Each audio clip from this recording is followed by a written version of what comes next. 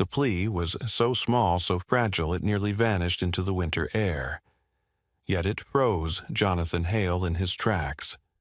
One of the richest men in Chicago, a man used to cameras, contracts, and crowds, suddenly stood face to face with a little girl no taller than his waist.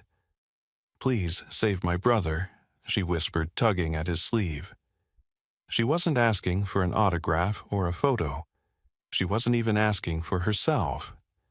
She was begging for the life of her brother, and nothing in Jonathan's fortune could have prepared him for what happened next. If this moment strikes you, let me know in the comments. Would you have stopped or walked away? Stay with me, because what unfolded inside that hospital turned from desperation to a battle that would shake Jonathan to his core. It had been a routine day for him. The kind of day billionaires know well. Photo ops, ribbon cuttings, smiling at cameras until your face aches. Jonathan had just left St. Mary's Medical Center, where his foundation had pledged millions for a new children's wing. He expected the evening to end in silence, sliding into his sleek car with tinted windows and driving back to his glass estate overlooking Lake Michigan. But instead, there she was, Snow, clinging to her scuffed boots, her braids uneven, her gloves mismatched, one pink, one blue. She looked like winter had been gnawing at her for months. Her teddy bear, worn nearly bald, was clutched under one arm. She couldn't have been more than 6. Yet she stood in front of him with a determination that didn't match her size. "My brother fell," she said, her voice trembling but steady. "He won't wake up. The nurses said, 'We have to wait, but nobody's coming. Please, sir, you're rich, right? Can you help rich people get things done faster?'" For a man who built his empire commanding boardrooms and bending markets, Jonathan found himself utterly powerless. His throat tightened. He could have brushed her aside, reminded her he wasn't a doctor, walked away into the warmth of his waiting car. But the look in her eyes stopped him cold, an odd mixture of fear, courage, and faith that a stranger could do what an entire hospital wouldn't. He glanced through the glass doors behind her, where the lobby buzzed with muted urgency. Then a shout split the air. "We need a nurse here now." The girl's face crumpled with panic. "That's him. That's my brother Matthew." And before Jonathan could think, she darted back inside. Something in him snapped to the same instinct that once drove him to outmaneuver rivals, now dragged him after her. Inside the lobby, chaos was unraveling in slow motion. A boy lay limp on the cold tile floor, his face pale, his lips faintly blue. Orderlies hovered, but hesitated, paralyzed by protocol. A young nurse fumbled with the phone, repeating phrases like supervisor and authorization, while precious seconds bled away. The girl, Emily, dropped to her knees, pressing her tiny hands against her brother's cheek. "Matt, wake up. Please, don't leave me." Her voice cracked, but she didn't cry. She just kept whispering as though sheer will could pull him back. Jonathan's chest burned. For 8 years he had buried the ache of losing his own daughter, Grace, to congenital heart failure. And now, here it was again, her ghost staring back at him through the sight of another child collapsing in a hospital hallway while people stood frozen by red tape. Something hardened in him. "Why isn't anyone moving?" he barked, his voice carrying the steel that once intimidated senators and CEOs. The nurse blinked at him, flustered. "We're waiting on approval." Approval. Jonathan's voice cut like glass. He's a child, not a form to be stamped. His tone wasn't loud, but it carried the kind of authority that no one dared challenge. Within moments, the air shifted. A gurney appeared, oxygen hissed, and a resident rushed in. For the first time that night, people moved. Emily clung to her brother's hand as the team wheeled him down the hall. She didn't look back, but Jonathan did. He saw the nurse still frozen, her face pale, her lips parted as though excuses were stuck in her throat. He wanted to lash out, but the words came bitter and sharp. Save it. You already said enough by standing still. The automatic doors hissed shut, leaving Jonathan in the cold lobby, fists clenched, breath ragged. He had come here as a philanthropist. He was leaving as something else, someone dragged back into a war. He thought he had buried someone who could no longer buy silence to cover the sound of a child's plea. And all because one little girl looked up at him with snow on her lashes and said the words that broke him. "Please save my brother." Would you have ignored her, or followed her into the fire? Because what Jonathan Hale chose in that moment would not just change two children's lives, it would change his own in ways even a billionaire could never predict. The gurney's wheels shrieked across the polished linoleum, echoing through the wide corridor of St. Mary's Medical Center. Doctors and nurses shouted clipped instructions over the rising pitch of machines. At the center of it all, Matthew Carter's chest heaved unevenly, his breaths shallow, his eyes fluttering in a haze between this world and somewhere far darker. Emily stumbled to keep up her small hand, gripping the side rail, as though her touch alone could tether him to life. Jonathan Hale moved with them, his tailored coat flaring behind him like a shadow. He had been in plenty of emergencies in his life: boardroom, coups, market collapses, scandals threatening to ruin his empire. But this chaos felt raw, unfiltered, merciless. A child's life was slipping away, and the people trained to save him looked as though they were trapped in a maze of hesitation. Vitals dropping someone barked. The words ricocheted through Jonathan's chest. He leaned over the rail, staring at Matthew's face. The boy couldn't have been more than 8 or 9. His skin, once flushed with the warmth of youth, now carried the pallor of wax. His lips edged blue, and his eyelids trembled. Emily's voice cut through the din. "He can't breathe. Please don't let him die." Her plea was swallowed by the rush of bodies and the cold indifference of routine. The procession halted in a curtained bay.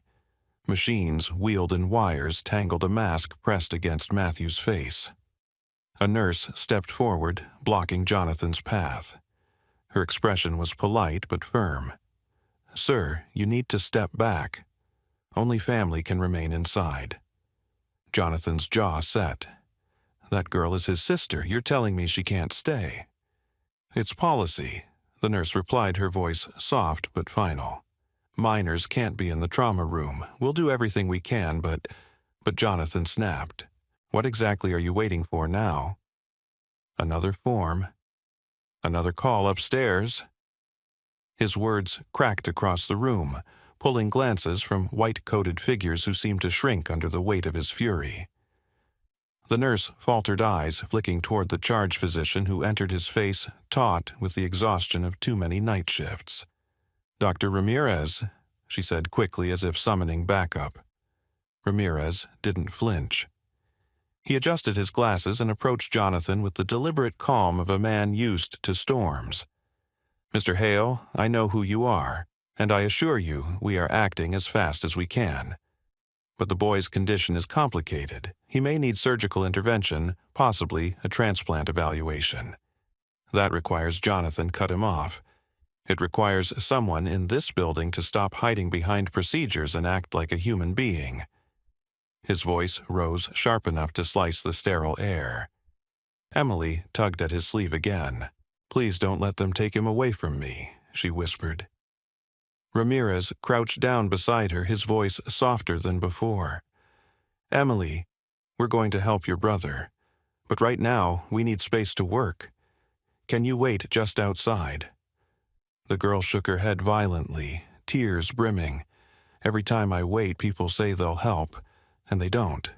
They just say, we need more papers, more approvals.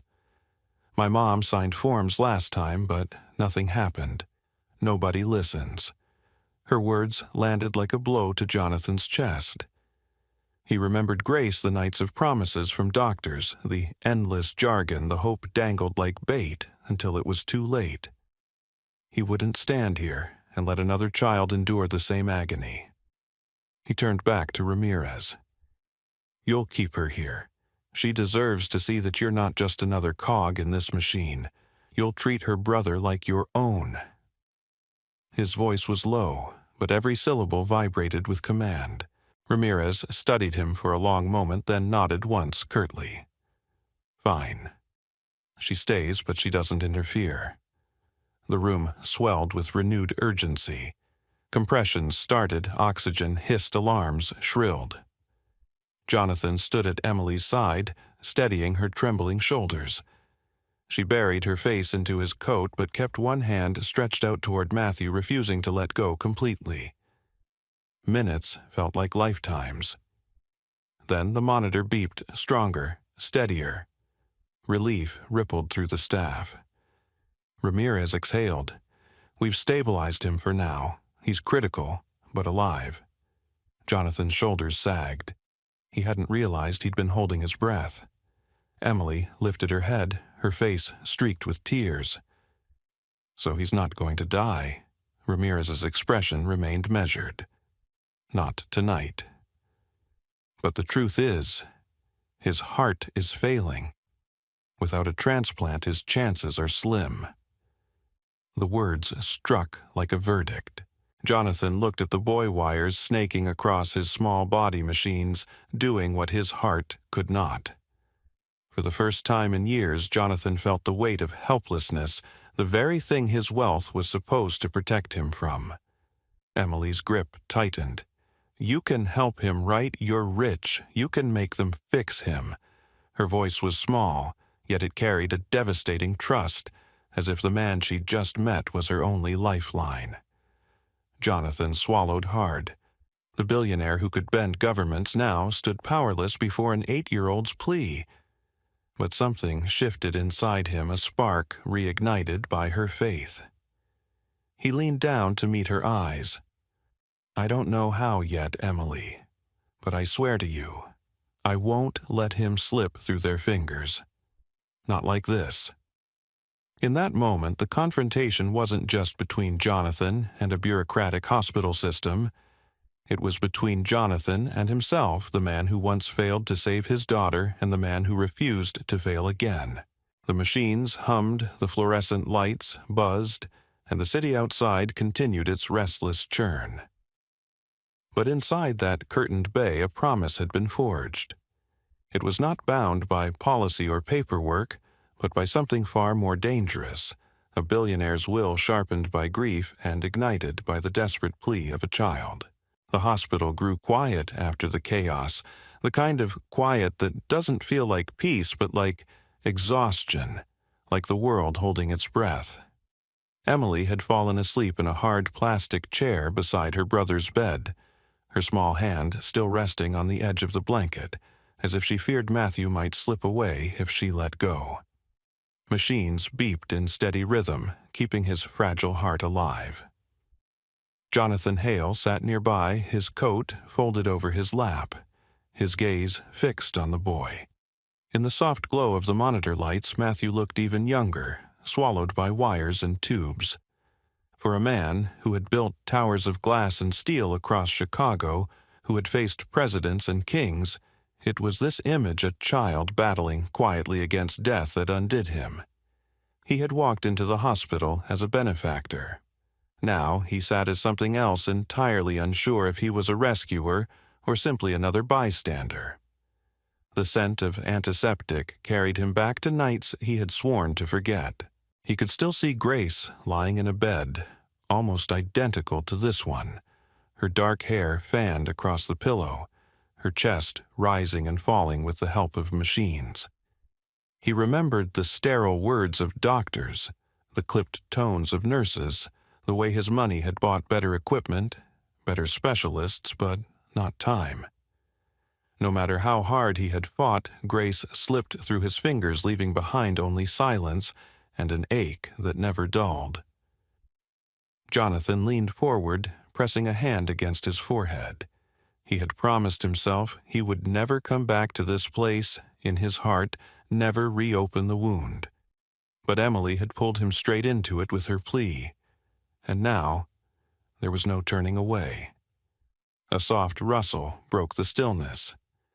Emily stirred, blinking sleep from her eyes. She looked up at him, her face pale from worry, but lit with a child's raw honesty. "You're still here?" she said, her voice small but steady. "I told you I wouldn't leave," Jonathan replied. He tried to smile, but it came out tired. She rubbed her eyes with her fists. "Most people leave. After Mom got sick, they said they'd help, but they didn't. Even my uncle. He stopped answering when I called. Nobody stays." Jonathan felt a pang deep in his chest. He had heard those same words before, though never spoken aloud. They were the words Grace might have said if she'd been old enough to understand what abandonment felt like. He shifted in his chair, lowering his voice as if the night itself needed quiet. "Sometimes people run because they're scared. It doesn't mean you weren't worth staying for." Emily studied him, her brow furrowed as though weighing whether she could trust this man who had appeared out of nowhere. Finally she whispered, "Are you scared?" He hesitated. He could have lied, could have said no, could have played the role of the unshakable billionaire. But the truth pressed out of him. "Every day. But I'm more scared of doing nothing than of standing here with you." Something softened in her eyes. She leaned back in the chair, pulling her teddy bear close. "You sound like my mom. She said the same thing before she got sick. That doing nothing is worse." The words lodged in Jonathan's throat.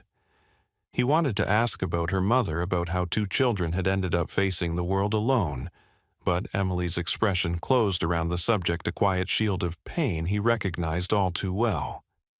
Instead, he reached out, resting his hand gently on the rail of Matthew's bed. Emily mirrored him, her small fingers curling next to his. For a moment they sat in silence, two unlikely companions bound by grief and the stubborn refusal to let it win.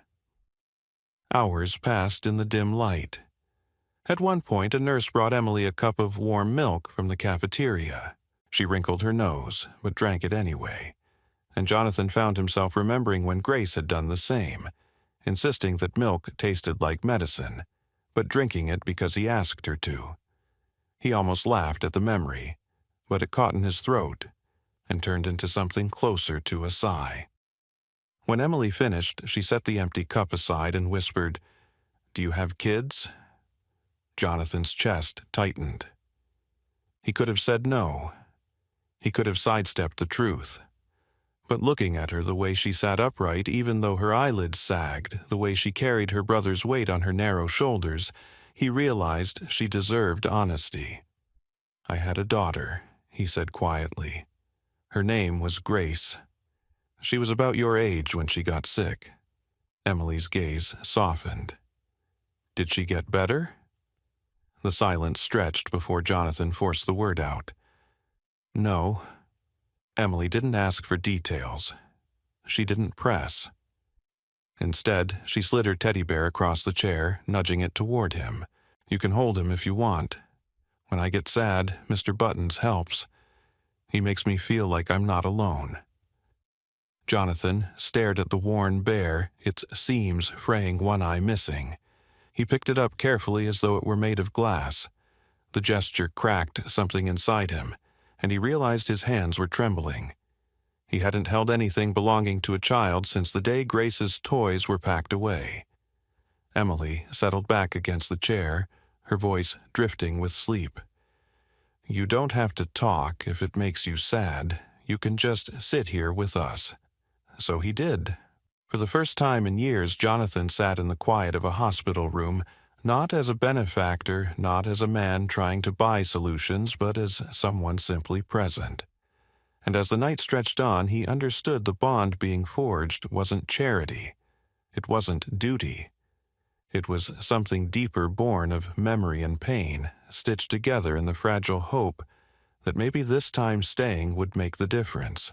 The sky above Chicago was a dull slate gray when Jonathan Hale arrived at the Cook County Courthouse, the cold cutting through his coat as though determined to remind him how harsh the world could be. Emily Carter walked at his side, her mittened hand gripping her teddy bear tucked beneath her arm. She had barely spoken all morning, her silence more eloquent than words. Matthew was still lying in a hospital bed with a heart that could give out at any moment, and now the court would decide whether Jonathan had the authority to make choices that could save him. Inside, the courthouse smelled faintly of coffee and floor wax. The waiting area was crowded, but the family courtroom where their hearing was scheduled felt smaller than Jonathan expected. Fluorescent lights buzzed overhead, the state seal hung uneven behind the judge's bench, and the old carpet muffled the shuffle of shoes. It wasn't the grand arena he had imagined. Instead, it looked like the kind of place where lives turned on the stroke of a pen.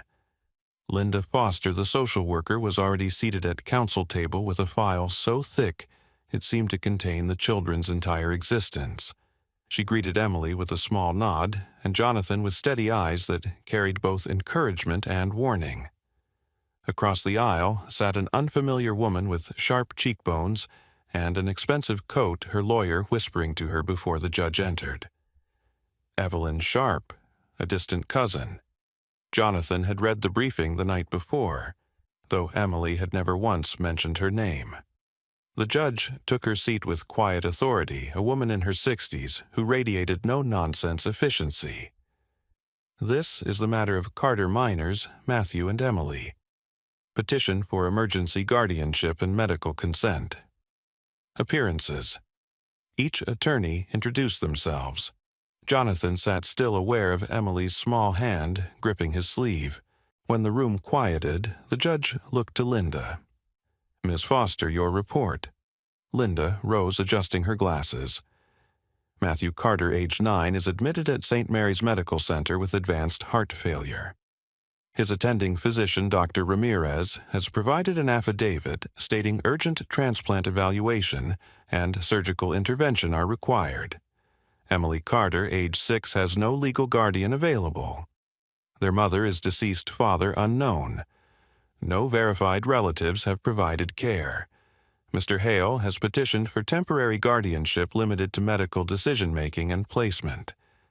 I conducted a preliminary home visit last night. The home is safe and suitable with separate bedrooms, prepared food in the kitchen, security measures in place, and arrangements made for nursing support and counseling. Emily appears bonded to Mr. Hale. She stated she feels safe and trusts him. The judge nodded, then looked to the opposing counsel. Evelyn Sharp's attorney rose smoothly. "Your Honor, kinship preference is the bedrock of child placement. My client, Miss Sharp, is family. Blood must matter. We urge the court not to grant custody to a stranger, billionaire or not. The publicity surrounding Mr. Hale raises questions about his motives. This is not a charity project. These are children."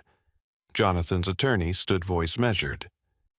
"Your Honor, kinship preference is important but not absolute.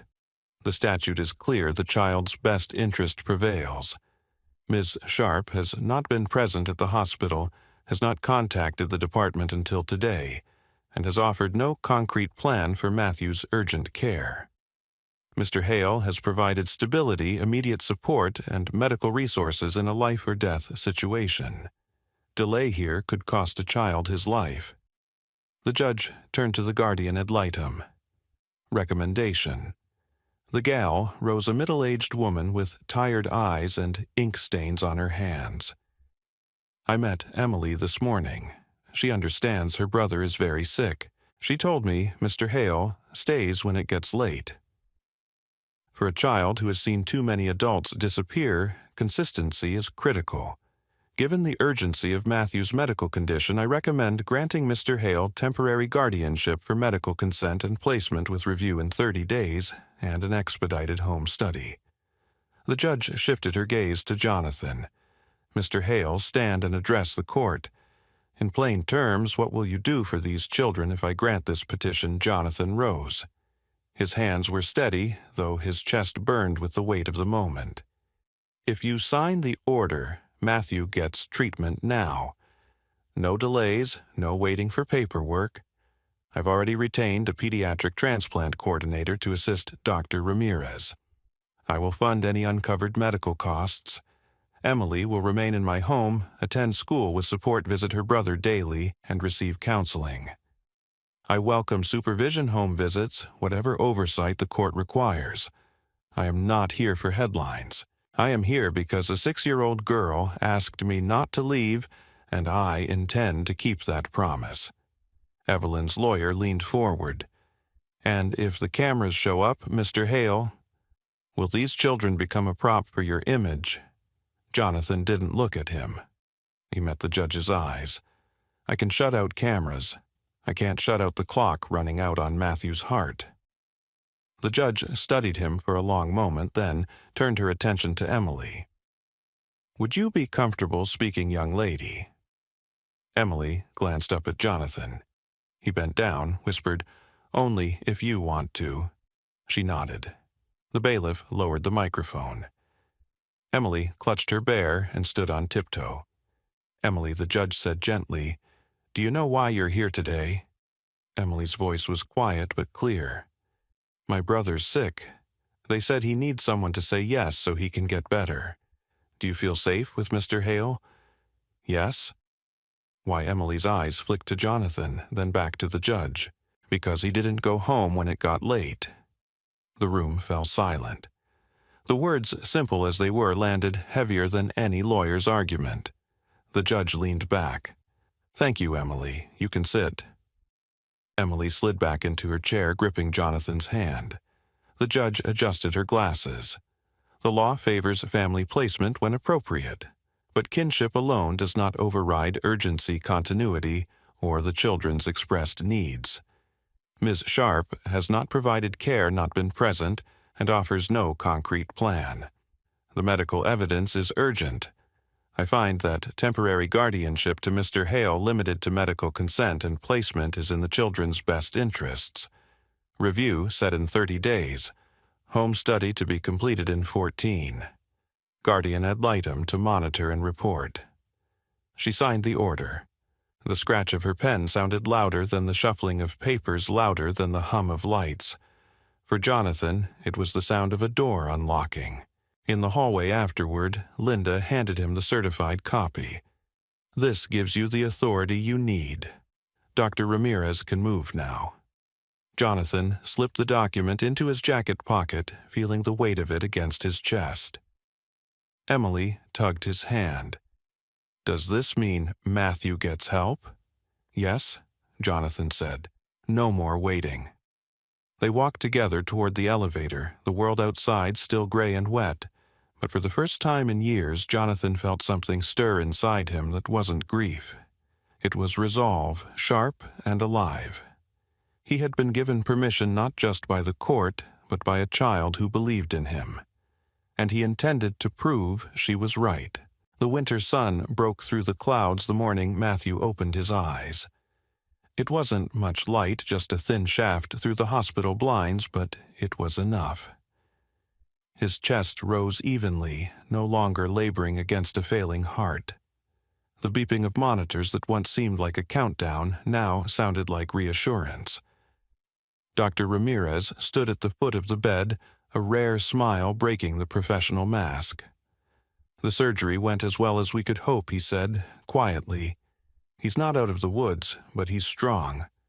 Stronger than I expected. Emily was the first to lean in, her small hand brushing her brother's arm. Matt, can you hear me? His eyelids fluttered, his lips parting just enough to form a single word. Yeah. Her tears spilled over, but she laughed through them. For the first time in months, she looked like a child again instead of a soldier, bracing for the next loss. Jonathan stood back, watching the siblings cling to each other. Relief coursed through him, but so did something heavier. Grace's memory lingered in the quiet corners of his mind, yet the ache no longer crushed him. Instead, it reminded him of why he had fought, why he had refused to let bureaucracy and indifference dictate another child's fate. The days that followed blurred with cautious optimism.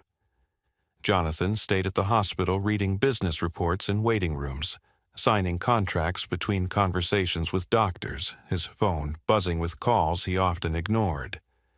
For once, the world of finance and power seemed small compared to the fragile heartbeat of a 9-year-old boy. Linda Foster came by regularly, clipboard in hand, checking boxes and asking questions. Each time she left with a little less skepticism in her eyes. When Matthew was finally stable enough to be discharged, the hospital corridors echoed with the squeak of a wheelchair carrying him toward the exit. Emily skipped at his side, carrying a backpack stuffed with crayons and books she insisted he would need. Jonathan followed, hands in his coat pockets, aware that every step was both a victory and a responsibility. Outside, the air smelled faintly of thawing snow. A car waited to take them, not to an institution, not to some faceless foster placement, but to the house Emily now called home. That night, the house was no longer quiet and cavernous. Emily's laughter rang through the halls as she showed Matthew the room Jonathan had prepared for him, a bed piled high with blankets, shelves already lined with books and model cars. Jonathan stood in the doorway, watching the boy's eyes widen with disbelief. "This is mine?" Matthew asked. "It's yours," Jonathan said simply. The siblings settled in quickly, not because the house was grand, but because it was safe. They ate dinner at a long table that had been empty too many nights. Emily chattered about the school. Matthew asked questions about when he could play outside again, and Jonathan answered each one like it was the most important deal of his life. Later, when the children were asleep, Jonathan sat alone in his study. A photograph of Grace still held its place on the shelf. He picked it up, tracing the frame with his thumb. For years he had avoided the image, unable to face what it represented. Now, for the first time, he whispered, "We didn't save you, but maybe we saved them." The weeks passed with court reviews and home visits. Evelyn Sharp's objections faded under the weight of evidence, her absence, her lack of preparation, the undeniable bond between the children and Jonathan. The judge's final ruling came on a spring morning, the order granting Jonathan full guardianship. The gavel's strike was simple, almost anticlimactic, but its impact echoed like thunder. Emily squeezed his hand outside the courtroom. "Does this mean we're really staying?" Jonathan knelt to meet her eyes. "It means you're home. For good." Her smile lit her whole face, a smile free of fear. Matthew, still recovering but stronger each day, managed a quiet grin from his wheelchair. "Guess you're stuck with us," he teased. Jonathan laughed, a sound that felt unfamiliar but welcome. "That's the best deal I've ever made." Life settled into rhythms he hadn't known he missed. Mornings filled with the smell of pancakes instead of coffee, taken in silence. Afternoons with school pickups and therapy appointments. Evenings with stories read aloud, Emily correcting his voices for the characters, Matthew rolling his eyes but listening anyway. The mansion, that once echoed with emptiness, now carried the hum of ordinary life. There were still hard days.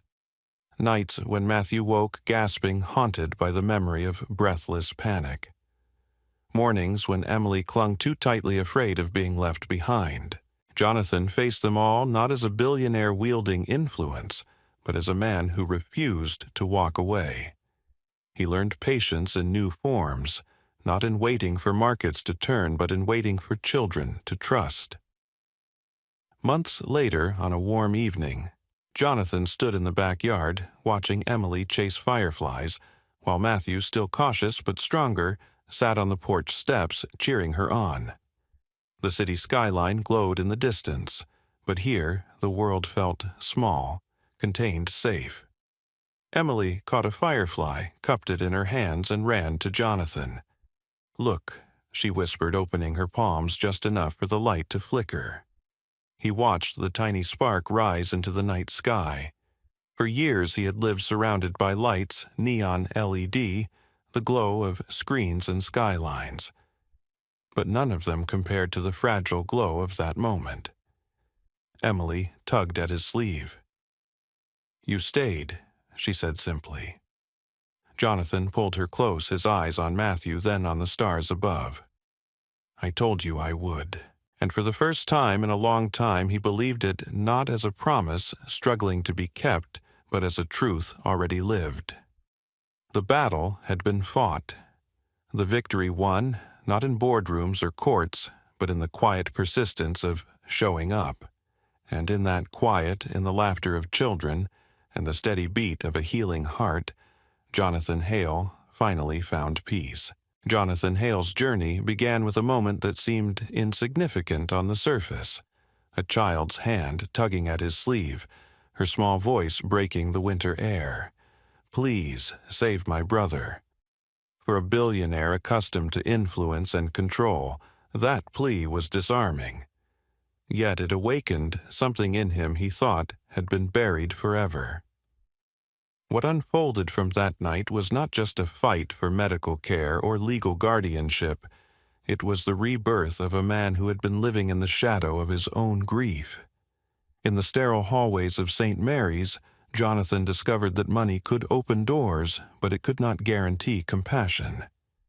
He watched Matthew's fragile body struggle, while staff hesitated behind procedures, and he felt the old wound of losing his daughter Grace rip open.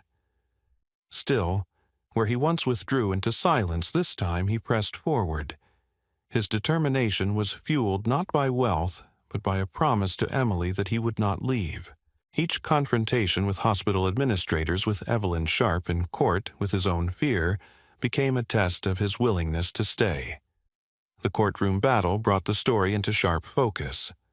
Lawyers spoke of statutes and rights, but Emily's words told the real truth. He didn't go home when it got late. That single statement carried the weight of every night she had been left behind and every promise that had been broken before. It also revealed what Jonathan had become for her and Matthew, not just a guardian on paper, but someone who chose presence over convenience. When the judge granted Jonathan guardianship, it was more than a legal order. It was an affirmation that love is proven in action, not claims. Matthew's survival after surgery marked the turning of the tide. His heartbeat, once faltering, grew steady, and with it came the restoration of hope. Emily, who had carried more fear than any child, began to laugh again. And Jonathan, who had lived for years in a mansion echoing with absence, found his home transformed by the ordinary chaos of children's voices and daily routines. The house filled with life, and in their joy he found a measure of peace. Grace's memory remained, but now it served as a guiding light rather than a shackle. The lesson drawn from Jonathan Hale's story is deeply relevant to all of us. Life often confronts us with moments where someone else's need feels overwhelming, where stepping in might cost us time, comfort, or certainty. It is tempting to turn away to let someone else answer the call, but Jonathan's journey shows that presence itself is transformative. To stay, to show up, to remain when the night grows long, that is what changes lives. You don't need Jonathan's fortune to do this. Every one of us has the capacity to be someone's anchor in a storm. In our daily lives, this can mean standing with a friend through illness, offering patience to a struggling family member, or simply being the one who listens when no one else does. These choices, though quiet, are powerful. They ripple outward, altering not only the lives we touch, but our own understanding of what it means to live with purpose. If this story moved you, if it reminded you of the strength that comes from compassion and the courage to stay, we invite you to subscribe to our channel. Your support gives us the motivation to keep creating meaningful stories that inspire and uplift. Subscribe today and help us continue bringing powerful narratives to life, stories that remind us of who we can be when we choose love, presence, and courage over indifference.